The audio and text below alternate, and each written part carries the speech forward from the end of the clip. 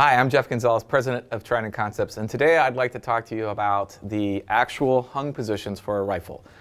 So when we find ourselves in a situation where we need to go ahead and let the rifle hang, there are 4 different positions that we want to consider using. Each of them has their pros and cons. Each of them might have a specific need that you may want to take advantage of. It's going to start from our front carry, which is where I'll allow the rifle just hang in front of me. The nice thing about that is that's very quick to mount the rifle, so if I had to go back to guns, it's the fastest way to get the gun back into the fight. Key thing about this is that the muzzle is going to be at a downward angle. You want to make sure that you don't allow that muzzle to cover your own body parts. Second is you want to make sure that your thumb is actually pinning the safety so that it doesn't accidentally come off. And then the last one is going to be to make sure that you keep your finger on the home position. The nice thing about that is, again, it's very quick to get the gun back into the fight. But the next position can also be used to get the gun back in the fight fairly quickly. That's what we call side carry.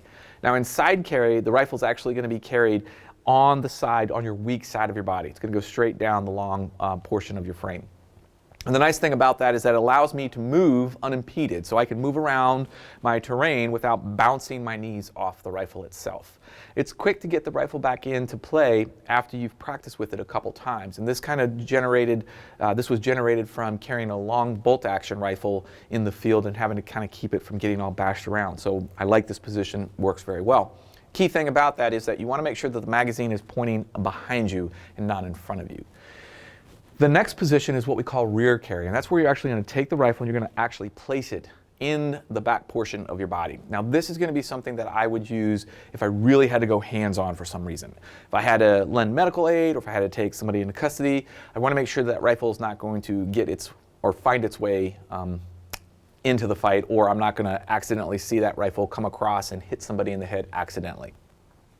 I like this position. It works really well. I've done a lot of things from this position.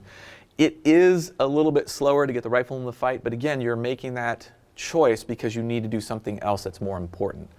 The last rifle position or hung position that we're going to be talking about is going to be what I call rifle carry.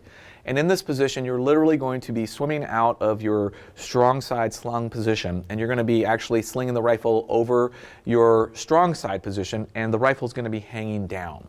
Now the thing about this position is that it's great for long-term portage. So if I had to do something, I had to cover a lot of ground, or I had to do something for an extended period of time, it really gets the rifle's weight off my body.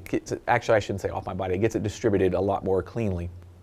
The only bad thing that I have to say about that is because that safety is going to be against our body, the ability to pin that safety is no longer there. Front carry, remember, I can actually keep my thumb right there and maintain control of that safety, but when it's behind me, I no longer have that as an option. So you have to be careful about how you do that. If the gun is loaded, which most of the time it will be, it is possible for that safety to get deactivated. And if it does get deactivated, it's also possible for a piece of your gear to find its way inside that trigger guard and a negligent discharge as a result.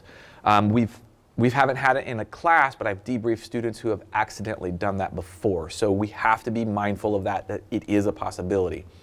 As far as the orientation of the muzzle up, muzzle down, there's a lot of pros and cons to each of these. I can get in and out of this position very quickly, but that's not to say that you couldn't do it with a muzzle up orientation. So speed is not really the reason why I choose to go muzzle down. The reason why I choose to go muzzle down is because, God forbid, I have a negligent discharge.